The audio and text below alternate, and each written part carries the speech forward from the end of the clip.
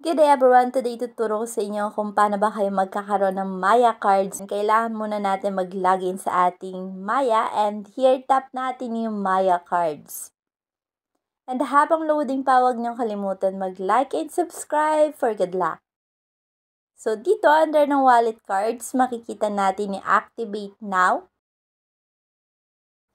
Get a virtual card just like that. It only takes a minute for you to own a virtual card and even less to start shopping online, subscribing to your fave streaming apps, and downloading paid games.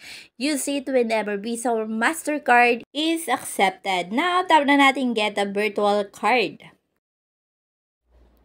Now, mababasa natin dito na kailangan natin ng at least 100 pesos sa ating wallet para magkaroon tayo ng free card. Alright, ang gagawin ko muna, pupunta muna ako sa may more dahil nasa savings yung aking pera dito sa may PayMaya. And kailangan ko muna i-withdraw at least 100 pesos. Pero nata ako dito 1,000 something. So, tap natin yung Maya Savings para naman makapag-withdraw ko. And don't worry dahil mabilis lang naman tumako na tayo agad ng virtual card. Tap ko lang yung Maya Savings ko para makakuha ko ng 100 pesos dahil kailangan nga meron tayong 100 pesos sa ating wallet. And right here, tap ulit natin yung My Wallet. Tapos magti-transfer ako ng 100 pesos. Tap na natin yung transfer.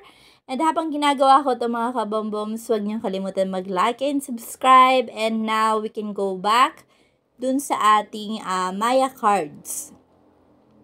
Make sure na meron na kayong 100 pesos sa inyong wallet. And tap ulit natin yung activate, get a virtual card. Tap natin yan. And that was fast. So, ayan, makikita nyo, meron na tayo agad activated na virtual card. So, here makikita nyo yung ating online card. Tap natin para makita natin yung details. Show card details.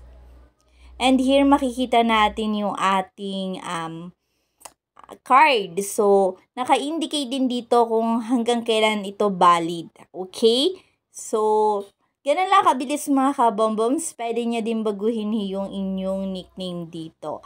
And kung meron kayong mga katanungan or suggestion regarding dito sa may PayMaya, ilagay nyo lang yan sa may comment section with hashtag PayMaya.